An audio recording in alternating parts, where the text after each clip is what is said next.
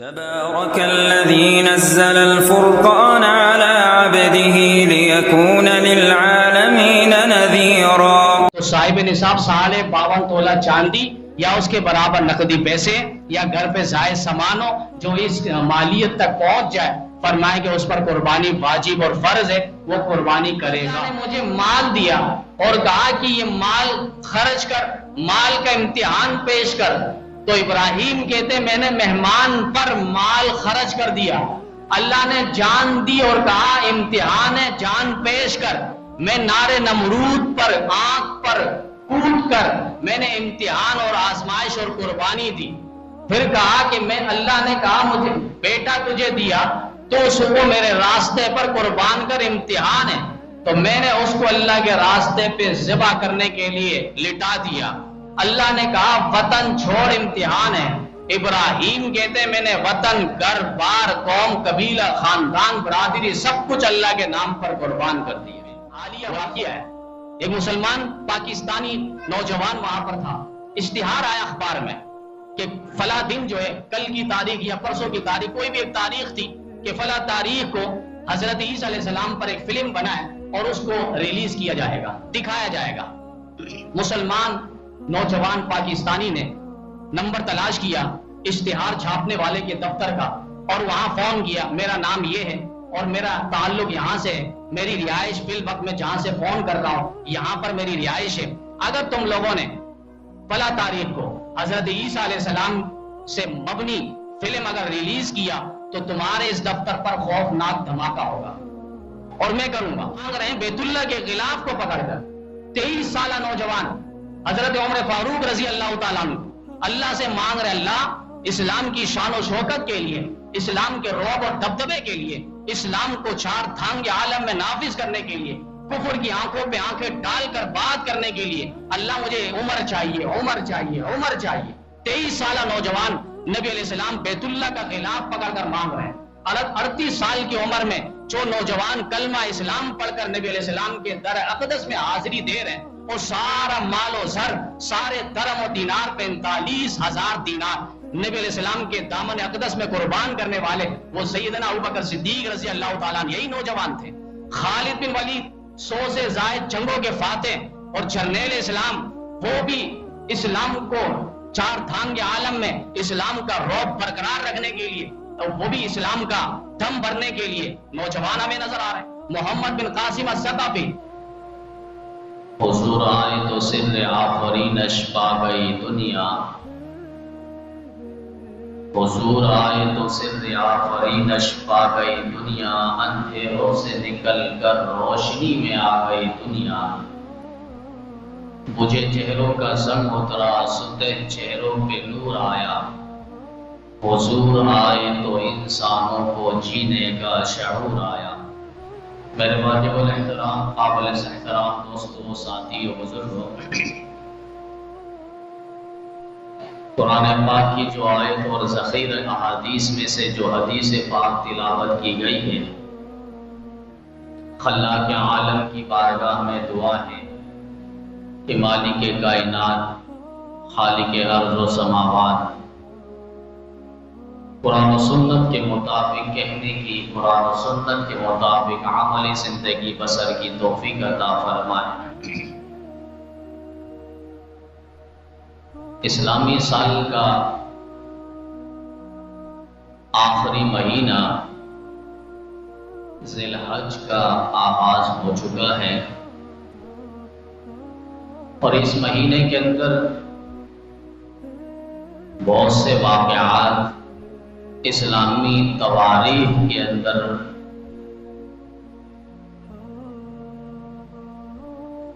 موجود ہے،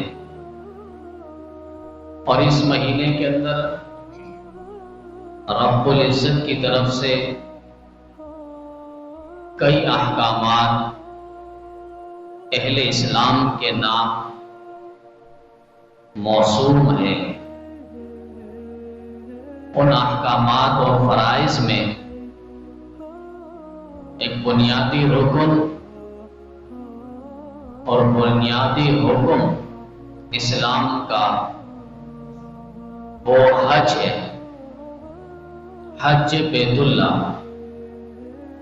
اس مہینے کے اندر پوری دنیا سے مسلمانان عالم بیت اللہ شریف کی طرف مناسک حج ادا کرنے کی غرض سے جاتے ہیں، اور اس مہینے کے اندر ایک اور فریضہ اور حکم یادگار ابراہیم، وہ قربانیوں والا حکم ہے۔ اس اعتبار سے اس مہینے کی عظمت دو بالا ہو جاتی ہے۔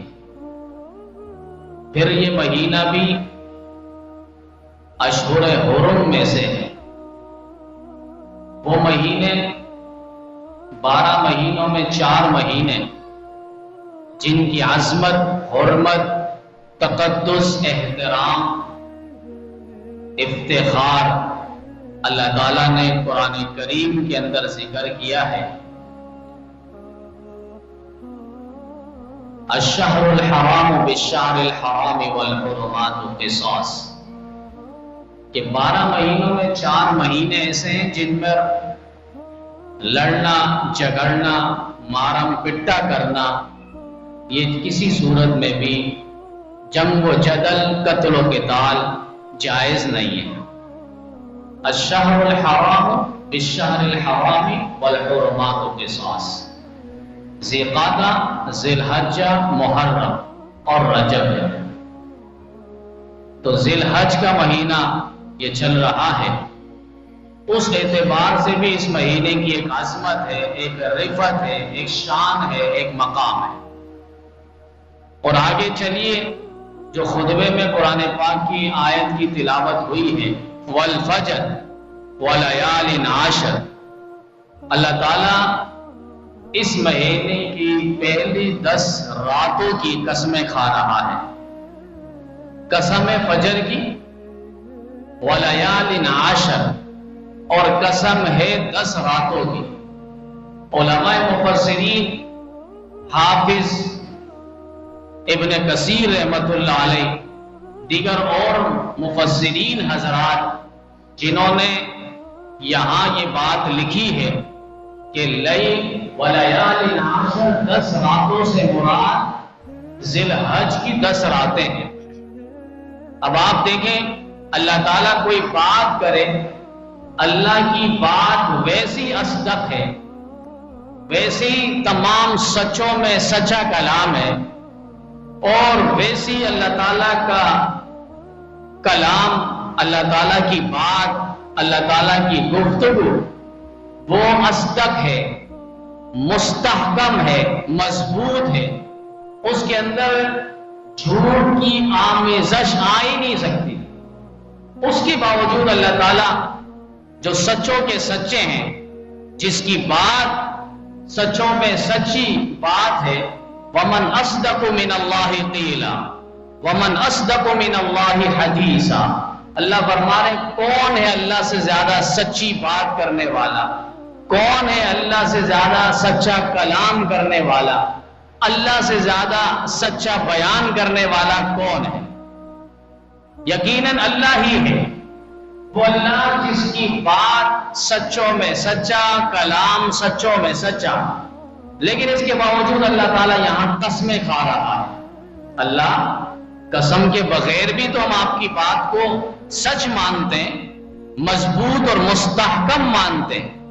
اللہ فرمانا چاہ رہے ہیں تمہیں اس رات اور ان دنوں کی عظمت بتانی ہے کہ یہ 10 دن 10 رات کوئی معمولی نہیں ہے، اس کے اندر غفلت پہ، لاپرواہی پہ نہ رہنا۔ والفجر، قسم ہے فجر کی، ولیال عشر، اور قسم ہے 10 راتوں کی۔ فرمائیں کہ اس مہینے یہ جو 10 دن ہیں، اس 10 دن میں کوئی بھی نماز پڑھے، حدیث میں کوئی نماز پڑھتا ہے، کوئی روزہ رکھتا ہے، کوئی نیکی کرتا ہے، کوئی صدقہ کرتا ہے، کوئی بھی عمل کرتا ہے، اس کا اجر و ثواب 1 سال کے برابر ہے۔ یعنی اس کی عبادت ہوتی 1 دن لیکن اس کو ملتا ہے 1 سال کے برابر، اس کو ثواب ملتا ہے۔ اور یہاں تک کہ حدیث میں تو لکھا ہے کہ راتوں میں عبادت کوئی اگر کر لے تو لیلۃ القدر کے برابر اس کو ثواب ملتا ہے۔ لیلۃ القدر، شب قدر کے برابر اس کو ثواب ملتا ہے۔ اور ان 10 ذی الحج جو ہے یعنی 9 دنوں میں 10واں دن چونکہ عید کا دن ہے اور عید میں روزہ نہیں رکھا جاتا، حرام ہے، چونکہ اللہ کی طرف سے مہمان نوازی ہے، اور اگر کوئی مہمان نوازی قبول نہ کرے تو پھر دنیا کے بادشاہ بھی ایسوں کو سزا دیتے ہیں کہ میرے دسترخوان پہ آیا، میرے شاہی محل پہ آیا، میرے اس دربار پہ آنے کے باوجود یہ کھانا کیوں نہیں کھا رہا؟ بادشاہ غصہ ہوتا ہے، اور دنیا احکم الحاکمین کائنات کے رب وہ غصہ ہوتے ہیں عید والے دن اگر کوئی روزہ رکھے۔ اعراض عن ضیافت اللہ لازم آتا ہے کہ اللہ کسی کی مہمان نوازی کر رہا ہے اور وہ اللہ کی مہمان نوازی سے اعراض کر رہا ہے، روگردانی کر رہا ہے اور اس حکم کو توڑ رہا ہے۔ تو 10ویں دن جو ہے وہ روزہ نہیں ہے، چونکہ 10ویں دن عید کا دن ہے، تو عید کے دن روزہ نہیں ہوتا۔ جو شروع کے 9 دن ہیں، ان 9 دنوں میں 8 دن جو ہے، ان 8 دنوں میں کوئی ایک بھی روزہ رکھے گا، ایک دن بھی، فرمایا 1 سال کے برابر اس کو ثواب ملے گا۔ اور جو نبی تاریخ کا روزہ رکھے گا، یوم عرفہ جس کو کہتے ہیں، ہمارے ہاں وہ بدھ والے دن جو ہے یوم عرفہ کا دن ہے، چونکہ یہاں چاند ہے تو چاند کے حساب سے جو ہے ہمیں جو تاریخ ملی ہے وہ 9 تاریخ بروز بدھ ہے۔ بدھ والے دن ہمارے ہاں یوم عرفہ ہے، عرفہ کا دن ہے، 9 تاریخ ہے۔ اس 9 تاریخ کو اگر کوئی روزہ رکھتا ہے، حدیث میں لکھا ہے کہ ایک روایت میں 1000 سال کے برابر اس کو ثواب ملے گا، 1000 سال۔ اور بعض احادیث میں لکھا ہے کہ پچھلے سال کے گناہ معاف اور آئندہ سال کے بھی گناہ معاف۔ آئندہ سال ابھی کسی نے دیکھا نہیں ہے اور اس میں کیا گناہ ہو نہ ہو، فرمایا ایک روزے کی وجہ سے وہ ایسا کفارہ ہے کہ پچھلے سال کے گناہ بھی معاف اور آئندہ سال کے گناہ بھی معاف۔ یہاں پہ پاکستان کے بہت بڑے مشہور اور معروف عالم دین وہ فرمایا کرتے تھے کہ اس 9 ذی الحج کی تاریخ کا اگر کوئی روزہ رکھتا ہے تو اس روزہ رکھنے کی وجہ سے مجھے امید ہے کہ وہ آئندہ سال مرے گا بھی نہیں، چونکہ حدیث کے اندر ایک باریکی آئی ہے کہ اگلے سال کے گناہ معاف۔ وہ کہتے ہیں کہ اس سے پتہ چلتا اگلے سال وہ زندہ رہے گا۔ تو جو یہ اس دن روزہ رکھے گا 9 ذی الحج کی تاریخ کو، وہ مشہور عالم دین حضرت مولانا منصور مینگل صاحب حفظہ اللہ سلمہ اللہ فرما رہے تھے کہ اس ایک دن کے روزے کی وجہ سے اللہ تعالیٰ اس کو 1 سال آگے بھی زندہ رکھے گا۔ اب اگر کوئی یہ سوچ لے اور روزہ رکھ لے، امید ہے اللہ تعالیٰ اس کو موت نہ دے، لیکن یہ بھی یاد رہے جس کی موت آنی ہوگی وہ کسی نہ کسی بہانے سے 9 ذی الحج کی تاریخ کا روزہ نہیں رکھے گا۔ جیسے بہت بڑے عالم دین گزرے ہیں، ان کو ایک بہت بڑے عامل اور شیخ الحدیث، انہوں نے کہا کہ آپ کے لیے جان کا بہت خطرہ رہتا ہے تو آپ کو میں ایک وظیفہ دیتا ہوں، وہ اگر آپ وظیفہ پڑھیں گے دشمن کے حملوں سے آپ محفوظ رہیں گے۔ تو پہلی بات تو اس عالم دین نے یہ جواب دیا، ہم تو اس راستے پہ آئے ہیں اسی لیے کہ نبی کی عزت کے لیے اصحاب رسول، اصحاب محمد، اہل بیت کی عظمت کے ترانے گاتے ہوئے ہماری صبح شام میں تبدیل ہو جائے۔ ہم جام شہادت نوش کرنے کے لیے اس راستے پہ آئے ہیں۔ بالآخر انہوں نے کہا کہ آپ یہ وظیفہ لے لیں، دشمن کے حملوں سے آپ محفوظ رہیں گے۔ پھر اس عالم دین نے جواب دیا بڑے عالم کو اور کہا کہ جس دن مجھ پر حملہ ہونا ہوگا اس دن اللہ تعالیٰ مجھ سے یہ وظیفہ بھلا دیں گے، میرے دماغ میں یہ بات نہیں رہے گی، وظیفہ نہیں رہے گا، بھول جائے گا۔ تو اسی طریقے سے 9 ذی الحج کی تاریخ کو اگر کوئی روزہ نہیں رکھ رہا تو وہ سمجھ لے پھر اگلے سال کسی وقت بھی اگر اس کی موت لکھی ہے تو موت آ جائے گی۔ تو یہ کہ نقطے کی بات ہے اور پوائنٹ کی بات ہے جو انہوں نے کہی. بار کے حدیث پہ یہ بات نہیں ہے، ایک لطیف اشارہ ہے. تو جو 9 ذی الحج کی تاریخ کا روزہ رکھے گا اس کے پچھلے سال کے گناہ معاف اور اگلے سال کے گناہ بھی معاف ہے. اور ایک حدیث میں جس طرح بتلایا کہ اس 9 ذی الحج کی تاریخ کا اگر کوئی روزہ رکھتا ہے اس کو 1000 سال کے برابر ثواب ملے گا. تو ہم اس کی نیت کر لیں. دیگر اور کام کاج ہم کرتے رہتے ہیں لیکن یہ ایک روزہ رکھ لیں گے، کوئی ہم پر آفت نہیں آئے گی، مصیبت نہیں آئے گی. یہ ایک لحاظ سے ورزشی ہوگا، جسم کا ایکسرسائز ہوگا، ٹوننگ ہوگا. جیسے ہم گاڑی کو ٹوننگ کرتے ہیں تو ہمارا جسم کا بھی ایک لحاظ سے ٹوننگ ہوگا، اگلے دن صحیح سے گوشت دبا کے کھا سکیں گے. تو یہ ذی الحج کا جو مہینہ ہے یہ ایک لحاظ سے ابراہیم علیہ السلام کی قربانیوں کا یادگار لمحہ بتلاتا ہے کہ اس مہینے کے اندر ابراہیم علیہ السلام اور ان کے اہل گھرانے جن کی کئی یادیں وابستہ ہیں. آپ حج میں دیکھیں گے تو مقام ابراہیم پہ 2 رکعت نفل پڑھنی ہے اور یہ واجب ہے. وہ مقام ابراہیم جہاں ابراہیم علیہ السلام کھڑے ہو کر بیت اللہ کی تعمیر کر رہے تھے. آج کے زمانے میں یوں سمجھ لیں جیسے لفٹ ہے، لفٹ ہم پہ کھڑے ہوتے اور بٹن دباتے تو جس منزل پہ بھی ہمیں پہنچنا ہوتا ہم لفٹ کے ذریعے آپ آسانی پہنچ جاتے.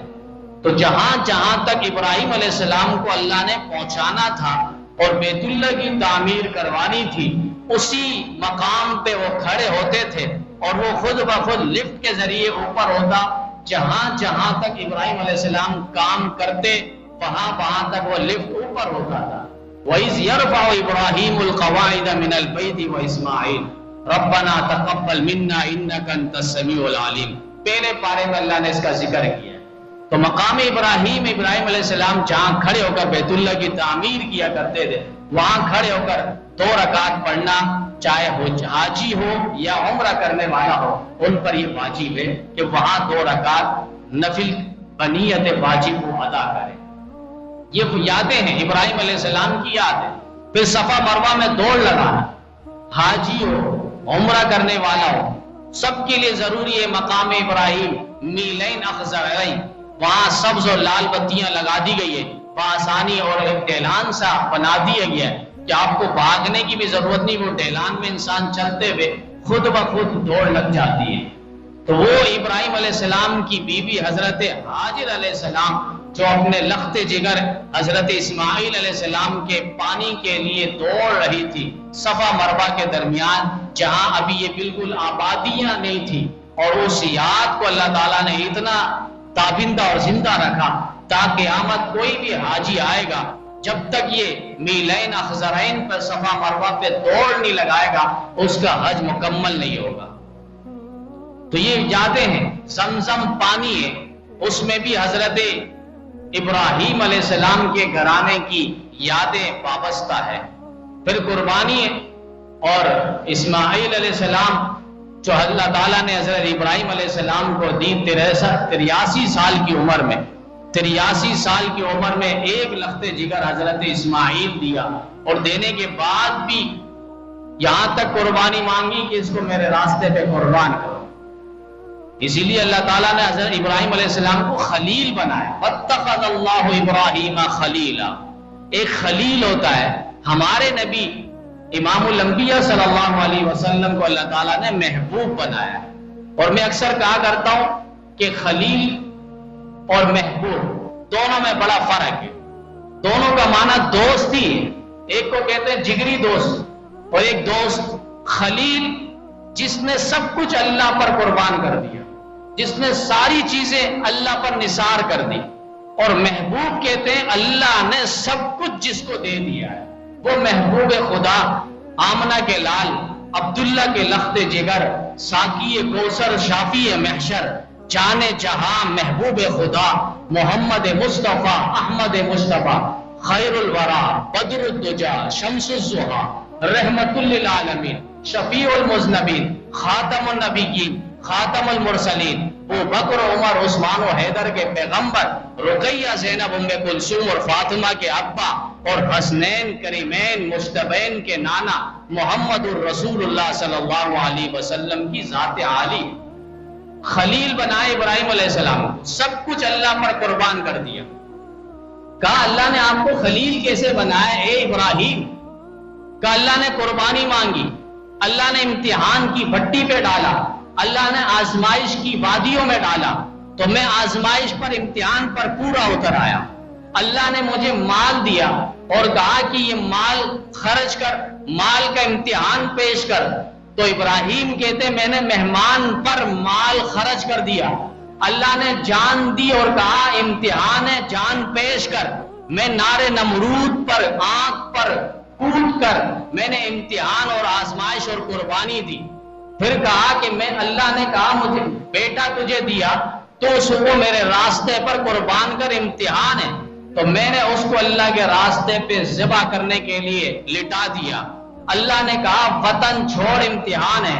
ابراہیم کہتے میں نے وطن، گھر بار، قوم، قبیلہ، خاندان، برادری، سب کچھ اللہ کے نام پر قربان کر دیا. وَإِذِ ابْتَلَىٰ إِبْرَاهِيمَ رَبُّهُ بِكَلِمَاتٍ فَأَتَمَّهُنَّ. قرآن میں اللہ تعالیٰ نے کہا ہم نے ابراہیم علیہ السلام کا امتحان لیا، 100/100 ابراہیم علیہ السلام کامیاب ٹھہرے. پہلا پرچہ اور امتحان گھر سے آغاز ہوا. گھر سے توحید کا ایسا ڈنکا بجایا ابراہیم علیہ السلام نے.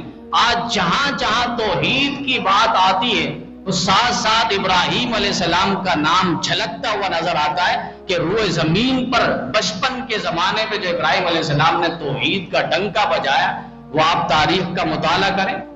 باپ سے کس طرح گفتگو انہوں نے کی، والدہ سے کس طرح گفتگو کی.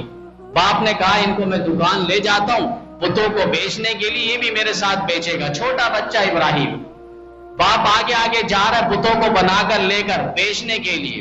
آوازیں لگا رہا ہے بہت اچھے خدا ہے لے لو، بہت اچھے سستے دام پر خدا ہے لے لو. ابراہیم علیہ السلام بچے ہیں، پیچھے پیچھے آ رہے ہیں اور ان کے خداؤں کو، بتوں کو اٹھایا ہوا ہے اور کہا کہ یہ سارے جھوٹے ہیں، جسے لینا ہے لے لو. یہ سارے جھوٹے خدا ہے، جسے لینا ہے وہ لے لے. والد پریشان ہو گیا، یہ تو میرے دکان کو خراب کر دے گا، کاروبار کو ٹھپ کر دے گا. بلاخر دوسرے دن بٹھا دیا کہ اس کو ساتھ لے کے جانا نہیں. وہیں سے توحید کا ایسا آغاز کیا.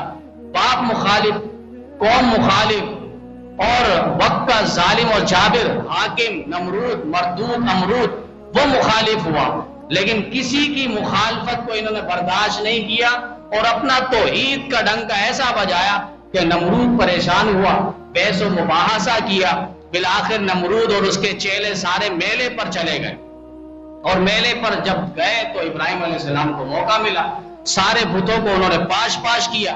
اب وہ سارے آئے، دیکھا ہمارے خداؤں کو یہ کس نے کیا، کسی کی ناک کٹی ہے، کسی کی دم کٹی ہے، کسی کے ہاتھ کٹے، کسی کے بازو نہیں ہے.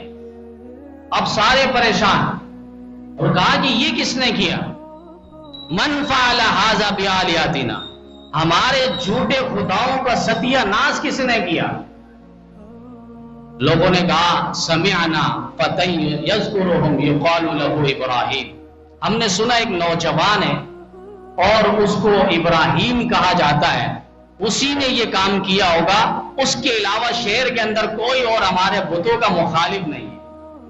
وہی ایک نوجوان ہے. قرآن نے فتن کا لفظ استعمال کیا، نوجوان. اسلام کے اور اس نوجوان کا ایک بہت گہرا تعلق ہے. نبی علیہ السلام اسی نوجوان کو مانگ رہے ہیں بیت اللہ کے غلاف کو پکڑ کر.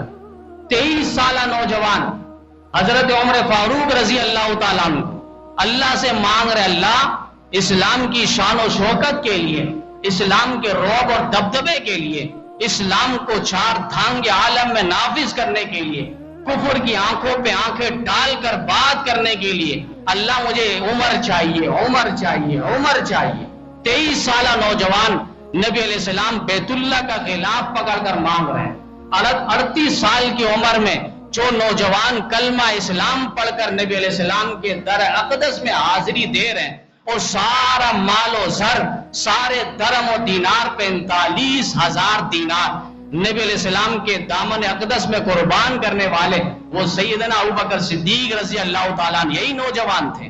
خالد بن ولید 100 سے زائد جنگوں کے فاتح اور جرنیل اسلام، وہ بھی اسلام کو 4 دھام کے عالم میں اسلام کا رعب برقرار رکھنے کے لیے وہ بھی اسلام کا دم بھرنے کے لیے نوجوان ہمیں نظر آ رہے ہیں. محمد بن قاسم الثقفی جو ایک مسلمان بہن کی آواز اور ندا اور عزت پر سندھ کے ساحل سے ہوتا ہوا راجہ داہر کے تخت کو تاراج کرتا ہوا نظر آیا تو وہ نوجوان تھا. لیکن آج کے نوجوان ہم پر افسوس ہے کہ ہم موبائلوں کی زینت بن گئے.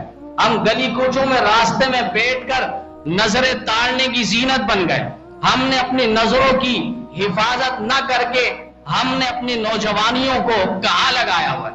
کرکٹ اور پلیئر ان کے پیچھے پڑ کر ہم نے اپنی نوجوانیت کو غارت پہ ملا دیا ہے.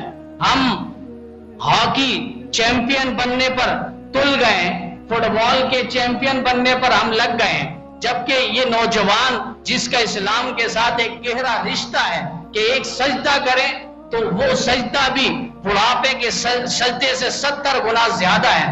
جو اپنی عبادت پر اس کو ناز ہونا چاہیے تھا اور اس کو ایک اللہ تعالیٰ نے ایک طاقت اور قوت اور گویائی دی ہے اور اس کو ایک شان و شوکت اللہ تعالیٰ نے نوجوان کو دی ہے. جس طرح ابراہیم علیہ السلام نوجوان ہے لیکن پوری قوم مخالفت ہے, برادری مخالفت ہے. وقت کا حاکم اور جابر امرود نمرود مردود وہ مخالف پر اترا ہے, لیکن یہ نوجوان سیسا پلائی ہوئی دیوار بن کر وہاں کھڑے ہیں اور اللہ نے فرمایا یہی نوجوان ہے انی جاعلک للناس اماما, پورے روئے زمین انسانیت کا امام اور مقتدا بنا کر اسے بھیجا گیا ہے.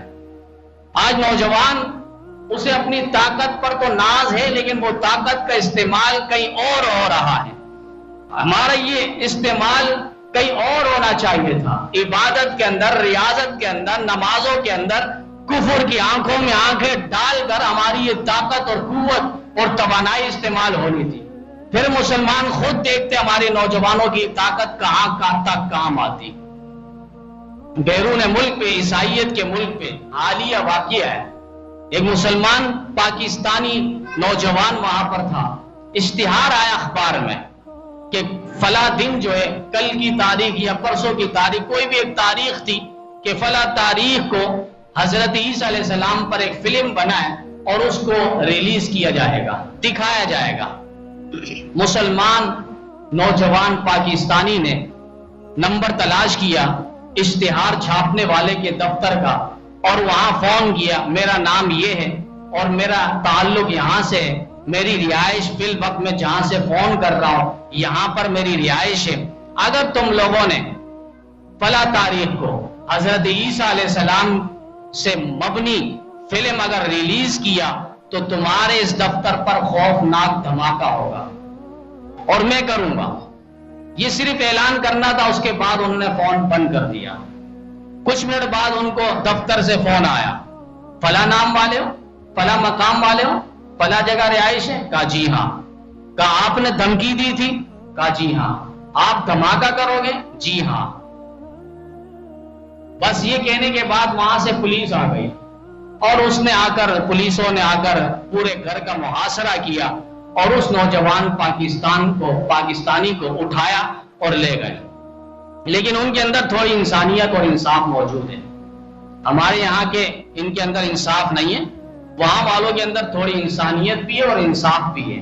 اور انہوں نے کہا کہ آپ کے کوئی جاننے والے ہوں, ان کو اطلاع کرنی ہے تو آپ اطلاع کر دو, کیونکہ آپ کو قید میں رکھا جائے گا کتنے مہینے.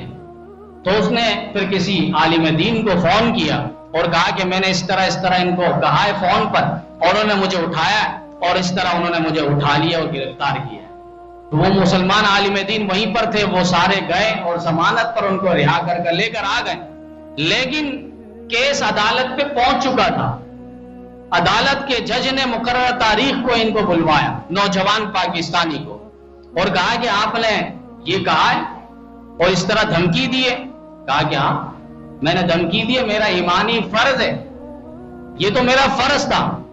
کافی باتیں ہوئی, عدالت کا جج چاہ رہا تھا کسی طریقے سے یہ جرم اقرار کر لے, لفظ جرم اپنے منہ سے اقرار کرے کہ میں نے جرم کیا ہے, ٹھیک ہے لیکن میں یہ کروں گا.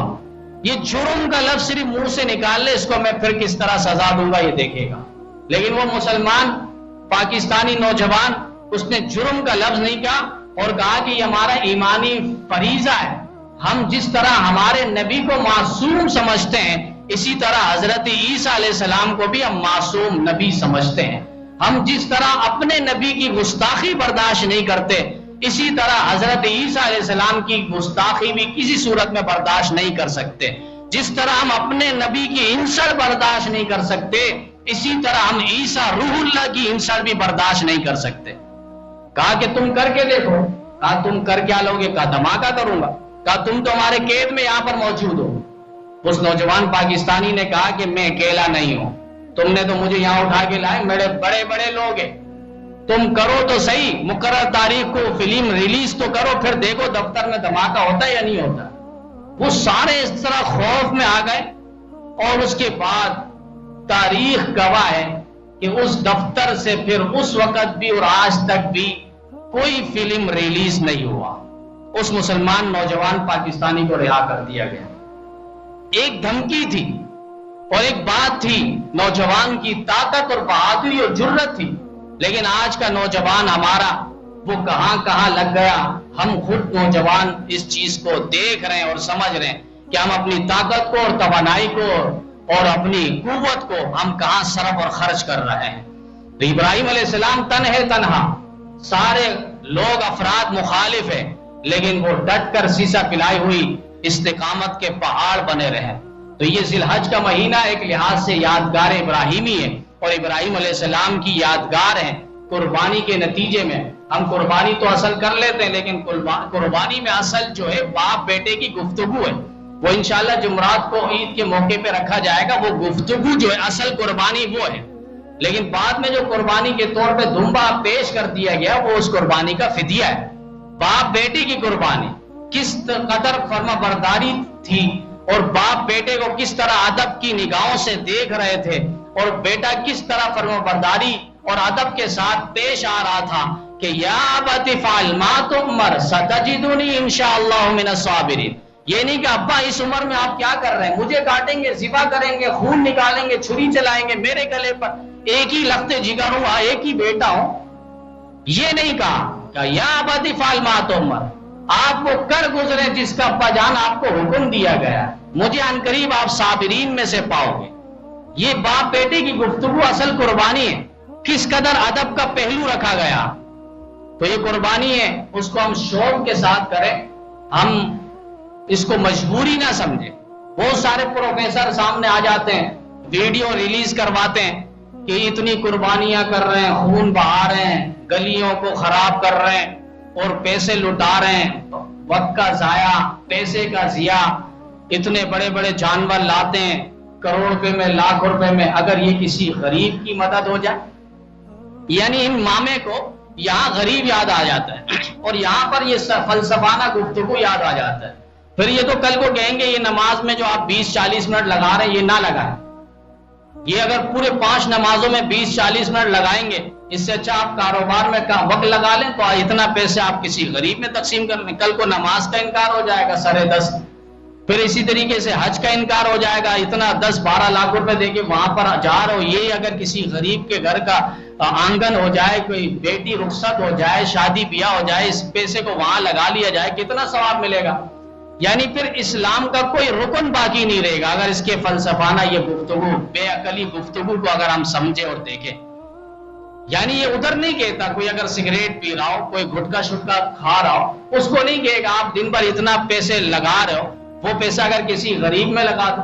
اسلام اور دین کا کوئی حکم ہوگا، وہیں پر اس کی باتیں آئے گی کہ یہ پیسے اگر تم یہاں لگا لیتے اتنا ضائع کرنے کی کیا ضرورت تھی. جبکہ اس مامے کو یاد رکھنا چاہیے اور اس غامدی کو یاد رکھنا چاہیے کہ ایک قربانی کے نتیجے میں اتنا روزگار فراہم ملتا ہے بے روزگاروں کو، اور اتنی مزدوریاں ملتی ہے مزدوروں کو، اس کا تصور آپ کو پورے سال میں نظر نہیں آئے گا. ایک جانور آتا ہے گاڑی پہ، اب گاڑی پر مزدوری بڑھ جاتی ہے، روزگار بڑھ جاتا ہے، گاڑی ڈرائیور والوں کی بلے بلے ہو جاتے ہیں، پھر اس کے ساتھ مزدور ہوتے 2-4 ان کے روزگار بڑھا جاتا ہے. پھر گاڑی چلاتے چلاتے وہ کئی خراب ہو جائے، میکینک کے فائدے ہو جاتے ہیں، پھر پیٹرول کا فائدہ ہوتا ہے.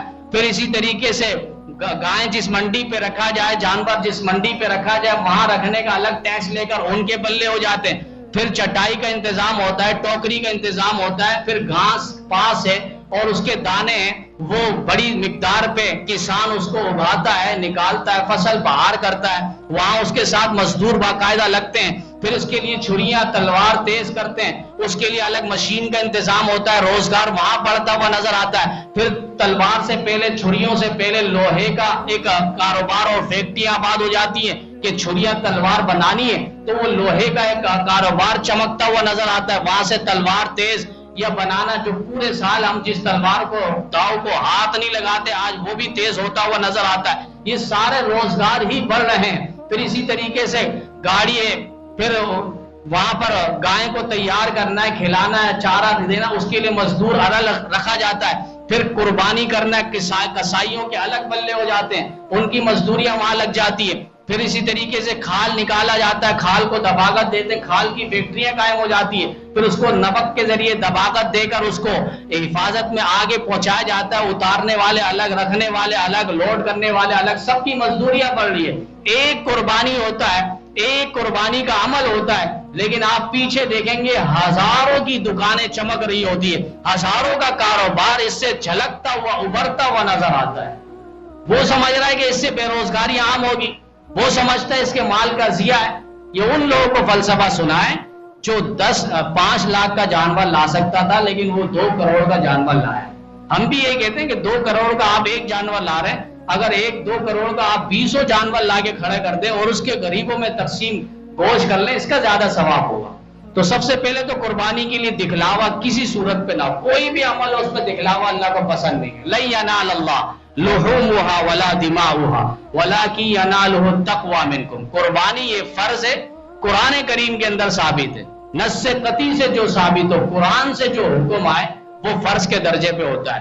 اِنَّا أَعْطَيْنَاكَ الْكَوْثَرَ فَصَلِّ لِرَبِّكَ وَانْحَرْ، یہ آیت قرآن کریم میں کہ آپ اپنے رب کے لیے نماز پڑھیے اور قربانی کیجیے۔ قُلْ إِنَّ صَلَاتِي وَنُسُكِي وَمَحْيَايَ وَمَمَاتِي لِلَّهِ رَبِّ الْعَالَمِينَ، یہ آیت دلیل ہے۔ وَلِكُلِّ أُمَّةٍ جَعَلْنَا مَنْسَكًا لِيَذْكُرُوا اسْمَ اللَّهِ عَلَى مَا رَزَقَهُم مِّن بَهِيمَةِ الْأَنْعَامِ، یہ آیت دلیل ہے، نص قطعی سے قرآن کریم سے ثابت ہے۔ قرآن قربانی یہ فرض کے درجے میں، اور اس کے احکامات مزید وہ حدیث کی روشنی پہ کہ قربانی کے لیے 7 بڑے جانور پہ 7 حصے اور چھوٹے جانور یعنی بکری ہے، بکرا ہے، دمبا ہے، بھیڑ، ان میں ایک حصہ ہی کافی ہے۔ اور اس میں جو ہے عمر کی شرطیں وہ ضروری ہیں، بعض وہ دانت چیک کرتے ہیں وہ احتیاط کے درجے پہ، لیکن اصل مالک سے اس کی عمر پوچھی جائے کہ اس کی عمر پوری ہو گئی تو ٹھیک ہے، اس کی قربانی ہوگی۔ عمر اگر پوری نہیں، مثلا چھوٹے جانور ہے، بکری ہے، بھیڑ، دمبا ہے، وہ کم از کم 1 سال کا ہو، اور دمبے کے لیے یہاں تک علماء نے فرمایا کہ اگر وہ 6 مہینے کا ہے لیکن لگتا ہے اس قدر فربا موٹا ہے کہ وہ سال بھر کا معلوم ہوتا ہے تو فرمایا اس کی قربانی جائز ہے۔ اور گائے، بیل ہے، فرمایا اس کی قربانی 2 سال کی عمر ہونا ضروری ہے۔ اور اسی طریقے سے اونٹ ہے تو اس کے لیے 5 سال کا ہونا ضروری ہے۔ اور اسی طریقے سے بھینس یا بھینسا ہے، اس کی قربانی بھی جائز ہے۔ بعض یہ سمجھتے نہیں، وہ کہتے ہیں بھینس کی قربانی، اصل میں معاشرے میں، سوسائٹی میں، محلے میں وہ قربانی ہوتی نہیں ہے، نظر آتی نہیں ہے بھینس، تو اس وجہ سے ایک ذہن میں یہ بات آ جاتی ہے کہ اس کی قربانی جائز ہے یا نہیں۔ تو قربانی اس کی جائز ہے، پورے سال ہم اس کا گوشت کھاتے ہیں۔ ویسے بچیا کا لیگ پیس لٹکا دیتے ہیں کسائی والے، پیچھے سے جو اصل گوشت پارسل کر رہا ہوتا ہے وہ اس بھینس کا ہی ہوتا ہے۔ اللہ کرے بھینس کا ہی ہو، لیکن بہت سارے گدھے بھی وہ آس پاس پارسل کر رہے ہوتے ہیں جس کا ہمیں علم تک نہیں ہوتا۔ کئی لاکھوں کھالیں باقاعدہ چائنا پہ سپلائی ہوئی ہے، تو آپ یہ بتائیں کھالیں صرف گئی ہیں تو گوشت کہاں گیا اس گدھوں کا؟ تو وہ یقیناً مارکیٹوں میں سپلائی ہوا ہوگا۔ تو یہ ایک لحاظ سے گائے بھینس کی قربانی یہ جائز ہے اور اس کی قربانی بھی ہونی چاہیے۔ تو جو لوگ کہتے ہیں کہ اس کا ذکر نہیں ہے تو وہ عقل سے پیدل ہے، ان کا قرآن و حدیث سے دور تک کا بھی تعلق نہیں ہوتا، ورنہ تو آپ اس کو کہہ سکتے ہیں قرآن کریم میں تو اللہ نے شراب کو بھی حلال کہا ہے، شراب کو فائدہ مند کہا ہے۔ وَيَسْأَلُونَكَ عَنِ الْخَمْرِ وَالْمَيْسِرِ قُلْ فِيهِمَا اسْمٌ كَبِيرٌ وَمَنَافِعُ لِلنَّاسِ، لوگوں کے لیے بڑے فائدے ہیں شراب کے اندر، اللہ کہہ رہا ہے قرآن میں۔ تو آپ اس آیت کو دیکھ کر کیا دلیل پکڑ لیں گے؟ پھر قرآن میں اللہ نے کہا یا ایھا الذین آمنوا لا تقربوا الصلاۃ، ایمان والوں نماز کے قریب نہ جاؤ۔ اس آیت کو کوئی پکڑ لے اور کہے کہ نماز کے قریب جانے سے تو اللہ نے منع کیا۔ آگے بھی تو دیکھنا ہے ہمیں، دوسری آیتوں کو بھی دیکھنا ہے کیا کہہ رہا اللہ، وَأَنْتُمْ سُكَارَىٰ، جب تم نشے کی حالت میں ہو تو پھر نماز کے قریب نہ جاؤ، پھر قرآن کی آیت تم کچھ پڑھ رہے ہوگے اور زبان سے کچھ نکل رہا ہوگا، فرمایا اس لیے وہ جائز نہیں ہے۔ تو اسی طریقے سے قربانی کے لیے جو ہے عمر کی قید ضروری ہے، دانتوں کا احتیاط سے چیک ہوتا ہے، اور اسی طریقے سے اس میں شریک جو ہے 7 شریک بڑے جانور میں اس کو شریکوں کو بھی چیک کر لیا جائے، کسی کی نیت گوشت پر نہ ہو، گوشت تو ویسے ہی ملے گا، وہ گزشتہ انبیاء کے زمانے پہ یہ تھا قربانی کرنے کے بعد وہ گوشت کو اٹھا کر پہاڑ کے دامن پہ رکھ دیتے اور آسمان سے بجلی آتی، آگ اس کو جلا کر بھسم کر دیتی، یہ ہوتا تاثر کہ اس کی قربانی اللہ تعالیٰ نے قبول کر دی، اور جس کا گوشت وہیں دامن پہ پہاڑ پہ رکھا ہوا پڑا رہتا تو یہ ہوتا کہ اس کی قربانی اللہ نے قبول نہیں کی۔ ہم آپ کے لیے بہت ہی اللہ تعالیٰ نے پردہ رکھ دیا ہے کہ کس قربانی ہوئی ہے کس کی قربانی نہیں ہوئی ہے، اس پر اللہ تعالیٰ نے پردہ رکھ دیا ہے، لہذا خالص نیت صرف اللہ کے لیے ہو، للہ فی اللہ ہو، اور قربانی کے لیے فرمایا جو استطاعت رکھتے ہیں، جس طرح گزشتہ جمعہ بات رکھی گئی تھی صاحب نصاب کا ہونا، تو صاحب نصاب 52 تولہ چاندی یا اس کے برابر نقدی پیسے یا گھر پہ زائد سامان ہو جو اس مالیت تک پہنچ جائے، فرمائے کہ اس پر قربانی واجب اور فرض ہے، وہ قربانی کرے گا۔ من لم یضحی من کان لہ سعی فلم یضحی فلا یقربن مصلانا، نبی نے فرمایا کہ جو طاقت رکھتا ہے، گنجائش رکھتا ہے، اس کے باوجود قربانی نہیں کرتا، وہ ہمارے عیدگاہ کے قریب بھی نہ آئے، وہ عید کی خوشیوں میں ہمارے ساتھ شامل نہ ہو۔ بڑی وعید نبی علیہ السلام نے سنائی ہے ان لوگوں کے لیے جو ساری طاقت رکھتے ہیں، مالی وسعت گنجائش ہے، قربانی نہیں کرتے۔ اور اسی طریقے سے فرمایا 9 ذی الحج کا روزہ، جس طرح پہلے ہی بتلا دیا خطبے میں کہ 9 ذی الحج کا روزہ ہم آج سے ہی نیت کر لیں کہ وہ روزہ تو ہم نے رکھنا ہے، اس کی فضیلت بتلا دی، پچھلے سال کے گناہ معاف، اگلے سال کے گناہ معاف، ایک روایت پہ 1000 سال کے برابر اس کو ثواب ملے گا۔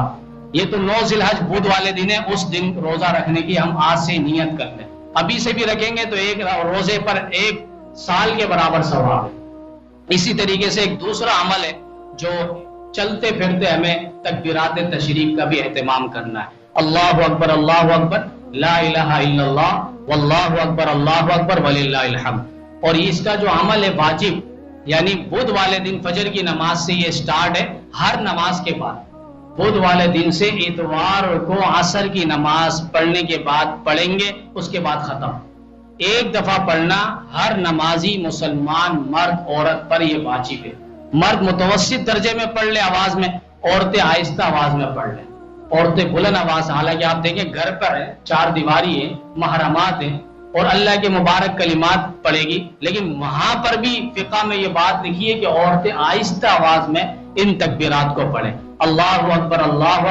لا الہ الا اللہ واللہ اکبر وللہ الحمد۔ چلتے پھرتے بازار میں، منڈی میں، جہاں بھی اللہ کو ان دنوں میں یہ کلمات بے حد پسند ہے تو ان کو ہم وتیرہ بنا لیں، لیکن ہر نماز کے بعد جو بدھ والے دن فجر کی نماز سے یہ شروع ہے اور اتوار تک عصر کی نماز تک کو اس کو پڑھا جائے گا۔